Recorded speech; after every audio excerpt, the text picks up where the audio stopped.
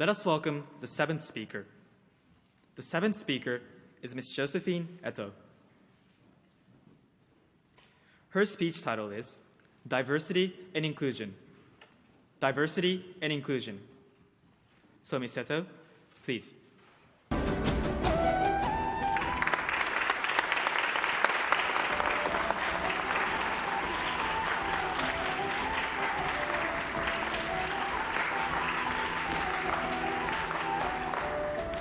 Thank you, Masters of Ceremony and distinguished judges and a questioner. Good afternoon, ladies and gentlemen. Life is a long series of decisions. We have to make decisions based on the limited experiences and knowledge at each moment of our lives. At present, one of the most important decisions I have to make is my nationality. Since my father is from Ireland, I currently have both Japanese and Irish nationality. Some of you may think it is your personal problem, not ours, and lose interest in what I'm going to say. However, in my opinion, multiple nationality is the issue that Japan as a nation must face and begin to seriously consider right now. According to the survey by the National Institute of Population and Social Security, 1 out of 50 babies has a foreign parent in 2013, and the rate of international marriage is increasing rapidly. So it is quite possible that you would get married to a foreigner and have a baby with dual nationality. Therefore, I honestly hope my speech will help trigger you to start thinking about multiple nationality as your problem. Suppose you have to choose either your mother or your father. What would you do? The decision people like me have to make is similar to this situation. Currently, in the Japanese Nationality Act, those who have dual nationality must declare to the government whether they will keep or renounce their Japanese nationality by the age of 22. Although I have not grown up in Ireland, I have visited there every year, and I love Irish people, culture, and landscape. Above all things, I love and respect my Irish father. I am proud of being Irish. Therefore, if I choose Japanese nationality, I feel like I have to renounce half of my identity. Why do we have to face the dilemma of choosing one or the other country just because we are born into the families with foreign parents? One of the reasons why the Japanese government does not allow dual nationality is the fear that the people with dual nationality may not obey the Japanese laws and regulations and refuse to fulfill their duties. However, it seems to me that dual nationals have great affection towards both countries, and therefore, what they fear most is the war between the two countries, and they will do anything to avoid the war. So, if the number of people with dual nationality increases, it will surely contribute to building world peace. Moreover, granting multiple nationality to the people who have foreign parents surely leads to diversity of the people. The good example is the TV personalities like Crystal Takigawa, Rolla, and many others. They are popular in Japan because people want different opinions and exotic looks they have. In other words, diversity. If you look at the world of sports, maybe you can easily name the major leaguer, Yu Darvish, and the superb sprinter, Abdul Hakim Sunny Brown. Japan would be less attractive without them, wouldn't it? Japan needs diversity of people, which is aggressively sought for by the leading international companies. An executive of a German-based multinational chemical company, Merck, said, "An innovative idea does not come out in a cozy relationship in a group of similar type of people. It always comes out from a somewhat uncomfortable relationship in a group of people with different cultures and backgrounds." I think it is time for the Japanese government to realize, or at least listen to this kind of insight. One may say the Japanese government does try to provide diversity to the nation by offering the chances to young people in Asian countries to become nurses or engineers in Japan. However, is this enough?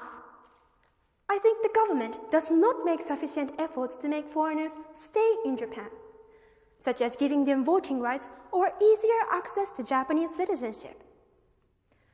The strategy that the global leading companies take following diversity is inclusion.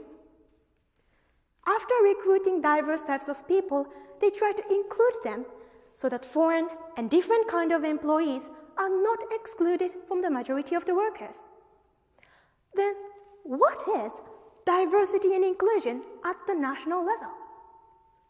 I think granting multiple nationality is definitely one of the solutions. If foreigners are granted to have the equal status as Japanese by obtaining Japanese nationality without losing their original nationality, it will make young, creative, and productive people to stay and settle in Japan. In the meantime, it will prevent talented Japanese people from renouncing their Japanese nationality. On this regard, Denmark has just revised its Nationality Act and started to approve dual nationalities if one complies with certain requirements. This applies to the Danes living outside Denmark and also the foreigners with permanent resident status in Denmark. I think it is a strategic move of this small country to maintain its extremely high economic strength by inviting competent people from around the world while not losing its own talented people. As the history of the world shows, free and tolerant countries always thrive. Decline in population and aging of society are the stark reality in Japan. I think it is more prudent and constructive to consider about granting multiple nationality. Just remember the recent World Cup rugby in England. An overwhelming underdog Japanese national team beat the two-time World Cup champion South Africa. The last try was scored by the ball picked up by a Japanese scrum half, which was then passed to a Tongan flanker via Japanese standoff. The ball was finally passed to a New Zealand winger. Robust and reliable teamwork among players with different backgrounds brought this historical win. And I think that is what the Japanese society should aim to achieve. In fact, this goal is more eloquent testimony of the importance of diversity and inclusion than any statement. I do believe that granting multiple nationality would be a step forward for Japan to accomplish the diverse and inclusive society for its continued peace and prosperity. Thank you very much.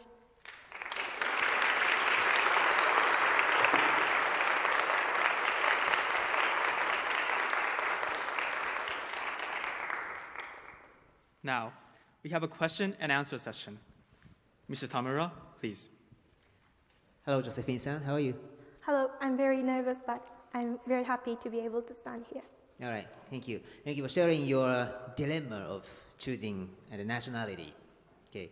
Under the current law, you have to choose one nationality. What do you think is the most important factor in making that decision? I think the most important factor of choosing either of the nationality is which country would you like to, do you like more or do you love more? And you can consider about the economic factors or political factors as well, but I think the most important thing is how much you love that country. Okay. What are some potential problems that you would have if you have dual nationality? The potential issue I may have is that if I choose Irish nationality and keep living in Japan, I might be registered as an alien citizen in Japan, and I think it's a very strange thing because I was born and raised up in Japan, so I think I don't like to be registered as an alien citizen, but I can think that that is a potential issue that may occur. What about from the government point of view? Is there any problems for the government if they started to grant anyone dual nationality? I think for the government, I don't think there are so many problems by giving people dual nationality. Some people may worry about their loyalty for two countries, but I believe that people can obey to two different countries at the same time and be loyal to two different countries as well. If there is not so many, so big a problem, why would the Japanese government refuse to give you the dual nationality? Yes. Since the constitution of the Japanese constitution was made, there were not so many differences have made, and I think the Japanese society is very homogeneous society, and they respect homogeneous culture and homogeneous person. But so comparing to the European countries or American culture, Japanese is because it is isolated island, they haven't given multiple nationality yet. All right. Okay, here is the last question for you, and you have the opportunity of making a speech for 1 minute, okay? This is the statement that disagrees with what you just have said, okay? And I want you to crush this argument, all right? Promoting diversity and inclusion is very important because Japan should be competitive in the global economy. However, we should not destroy our beautiful culture because that's our unique strength that no other country has ever had. Your idea of granting someone dual nationality could destroy that kind of traditional culture, and eventually that will lead to weakening the uniqueness. How do you refute? First, I don't think that by giving multiple nationality result in weakening or destroying one country's own uniqueness. And for example, and for speaking about economy, the homogeneous culture has contributed to Japanese economic growth. But since I was born, I've never experienced any kind of economic growth, and it has always been stagnant. And I think this shows the limit of homogeneous society. And I think it tells us Japan should it is time for the Japanese government to welcome more diverse people from around the world. And speaking of culture I think people can respect both countries if they have dual nationality. And for example, I have lived in Japan and I love Japanese culture, but at the same time, I do have very strong emotional attachment to Irish culture as well, and that doesn't result in destroying Irish culture or Japanese culture, and that can be applied to many dual nationals as well. So I think by granting dual nationality, in my opinion, it will enrich and deepen the Japanese or one country's culture more than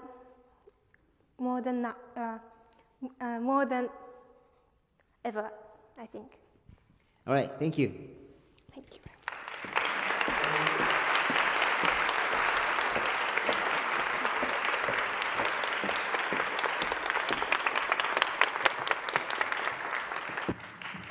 Thank you, Mr. Tamura. The Q&A session is over.